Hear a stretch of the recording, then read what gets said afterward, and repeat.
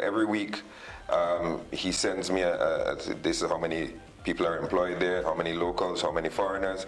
This is where we are on our timeline, on how many rooms have been refurbished, how many rooms have been built, where we are with the swimming pool, where we are with the spa, where we are with the restaurants and all of these things. So I get weekly updates, and they're right on target. They're right on target with where they want to be. I was worried during the bad weather, the rain and everything, but they have already, just to step back, we had at Buccament Bay about 90 rooms, 90 villas.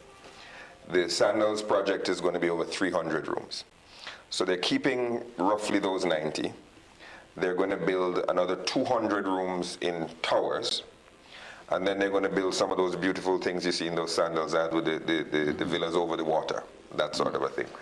And they've already built the block that holds the first 100 rooms. So that block is complete, and they're 4 stories high. And the second block is already halfway done. So they'll have their room blocks done, and then it's all about fit and finish. You know, you do the flooring, the tiling, and the walls and that sort of a thing. But the actual structures will be up by March.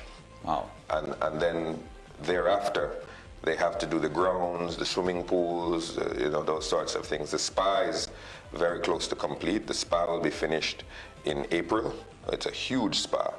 And then they work on the back of house things, where the washing machine, the laundry, the things that you don't worry about when you're a guest, but the things that are very important to making sure that the stay is pleasurable. So they're because that's when those people are freezing in Utah. The snowbirds start flying out. Absolutely, and Toronto and all of these places, and they're looking for somewhere warm to go.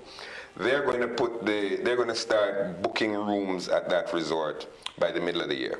So when people call 1-800-SANDALS and they say, look, we're looking for somewhere to go, they're going to say St. Vincent and the Grenadines. So they expect that when they open that resort in January to the public, it's going to be full. It's not going to open gradually and build. They're going to open that resort full. But it will be open and staffed in December. To the international media. This time next year, Sandals is open and Sandals is full. And so I want the taxi drivers to hear me. I want the tour operators to hear me. I want the fisher folk and the farmers to hear me.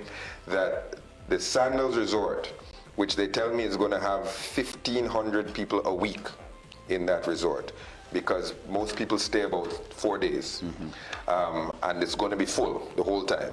So they're going to have about 1,500 people a week in that resort, and they'll be there in January.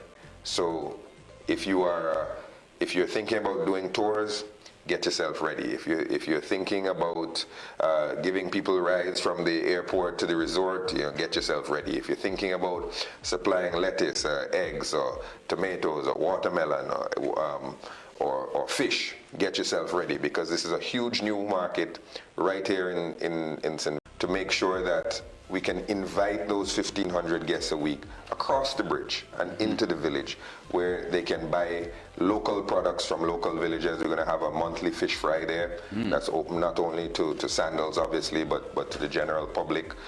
The Sandals people in St. Lucia, they get on a bus and they travel an hour to Grosse Ile for the fish fry there. All they're going to have to do is walk across a bridge, because we're going to have that Grosse Ile experience, of course, with a Vinci twist, right across the bridge, and that's going to also spur a lot of development. So we're excited about Sandals, but we're excited about tourism generally. Yeah.